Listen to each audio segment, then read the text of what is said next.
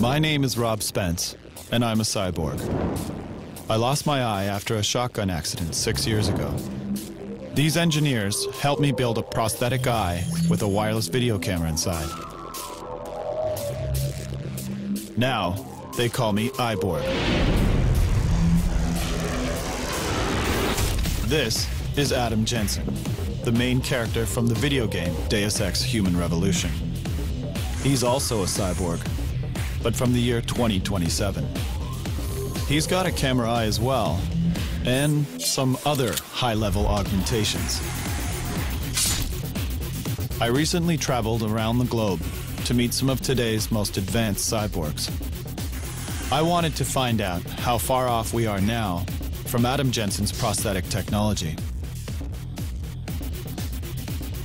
Naturally, the eye is the first thing I wanted to look at. Prosthetic eyes in the world of Deus Ex are digital, and they interface directly with the brain.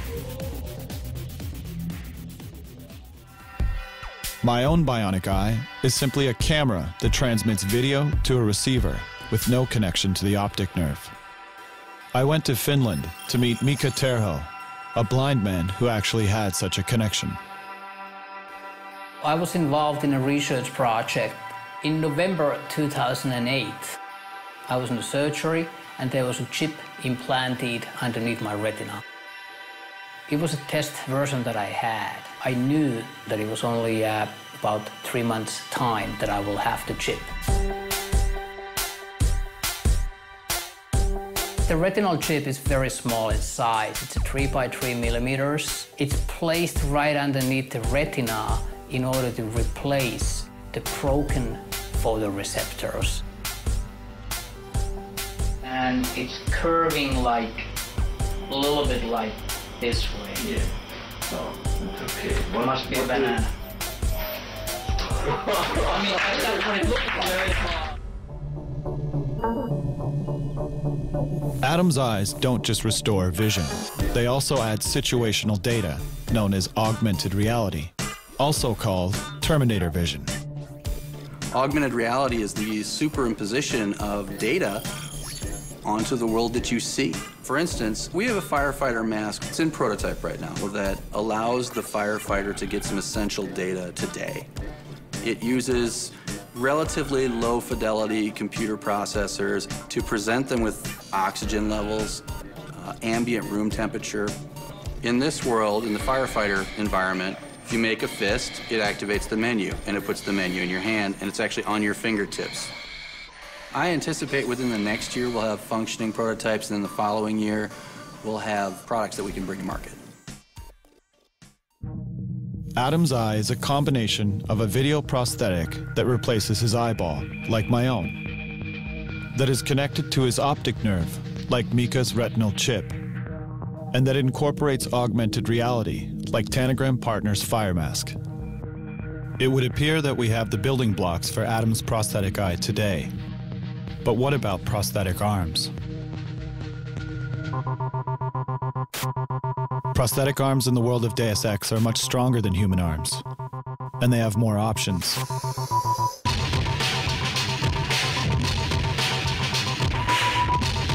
They're more accurate, and they even help you play piano better. Meet Jason Henderson from West Virginia and Kieran McCammon from California.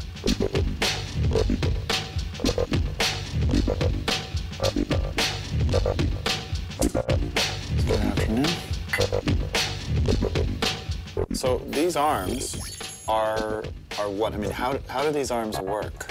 The remaining muscles that are in your arm have electrical signals that come from your nervous system, and Like these ones? yeah.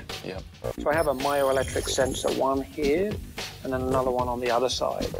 So when I contract one muscle, then the hand opens. When I contract the other muscle, then the hand closes. Can you flip the bird with your... I can, yeah. I don't have to put that in there. I don't care. Okay. And then I have a wrist rotation unit, which is independent of the hand, where if I contract both muscles at the same time, I can essentially rotate the hand one way or the other. I am now filming your bionic hand with my bionic eye. That's pretty cool. So It's kind of I'm thinking, but I'm not thinking, okay, I've got to open my hand. I'm just thinking as if I had a hand there and I just want to open it. Where's biomechanical technology going in the future? You know, I think this has laid a good foundation with the product line such as the iLim, and I don't know if it'll be robotics that ultimately replace missing body parts, but genetically, I mean, I can see it becoming very quick, you know, next decade or so. Like growing clone genetic arms of your own body? Yeah, like yeah, I can just see growing other Jason arms and seeing if they attach them? Yeah, I mean, if you plot out, you know, the most famous, I think, Moore's Law, and you just plot the speed, the processing speed of CPUs, you get an exponential curve. Where every 18 months, biomechanical devices double in their capabilities, in how better they are in terms of being close to the human body. Weapons, that would be an interesting one.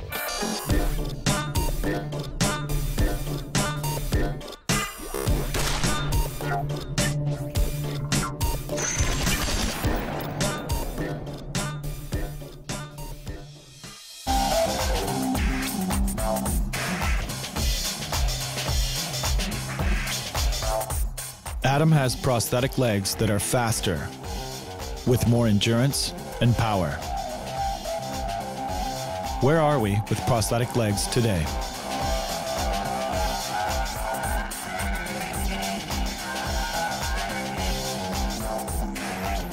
I met with David Johnson, a research and development engineer at Össur, a world-leading prosthetic legs company in Iceland.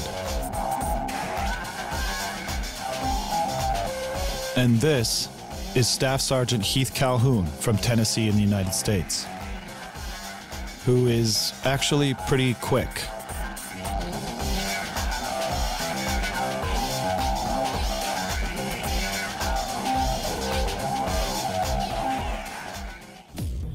Well, my name is Heath Calhoun, and I guess technically I ski for the United States Disabled Ski Team, and I was wounded with the United States Army back in November of 2003, and kind of led me on the path that I'm on now.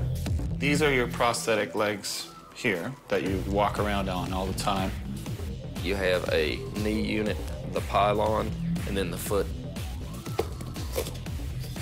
You got flex in the heel, you got, and it's split so that you get it to flex on both sides. Like a ninja slipper. Like, yes. The knee is a hydraulic knee unit that has a microprocessor inside it. The knee is updated, the microprocessor is updated 50 times a second by a sensor that's in this pylon that tells the knee whether or not to add or remove hydraulic resistance.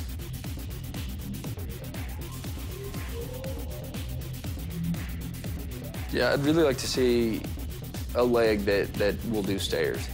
Right now, that's just a really big hurdle as a above-knee amputee that we have to overcome. You're able to use your thigh muscles to be able to push yourself up, and we just don't have that.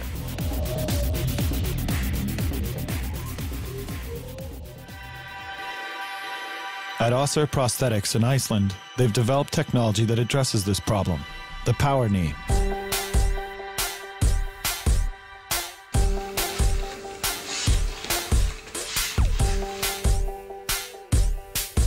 What's the difference between the power knee and most legs on the market? Most legs on the market, the microprocessor ones use braking systems and they catch you if you fall. None of them gives you power. So for example, standing up from a chair, a sitting position, going upstairs. The power knee assists me in getting closer to a normal walking style. As somebody who's at a company developing this stuff, do you find that technology is moving more quickly as time goes on? Yeah, I think technology moves more quickly now. At the moment, it's more a matter of what you can imagine. I mean, who says that a normal human leg is the optimal thing for you? I mean, the species evolved to this leg that we have now, but who says that's the end of the line? You're shaking like crazy. So you realize the last time I shot a gun, I blew this eye out, right? Quit shaking. That was close.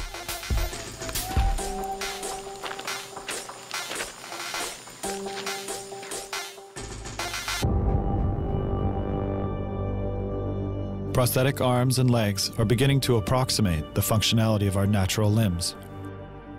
Current bionic technology uses external and kinetic sensors. We're only just beginning to experiment with neuroprosthetics like those of Adam Jensen. Is the technology that Adam Jensen have possible by the year 2027? Absolutely. Absolutely will we get there. But the real challenge is the brain-to-machine interface. Every brain is unique, and it grows based on your experience. So where you process a certain piece is relatively where I process it, but there's not an exact location. Well, if you compare any other technical device, cell phones or whatever, and then just the rate of development is so quick.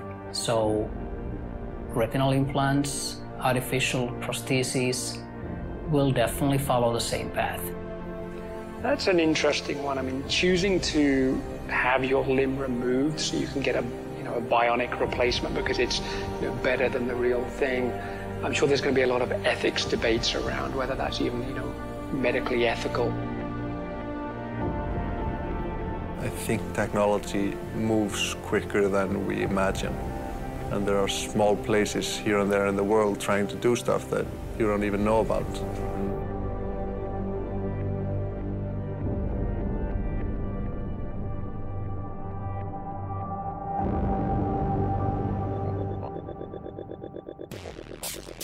Technology's moving so rapidly, many theorists are saying we're on the verge of fundamentally changing as human beings.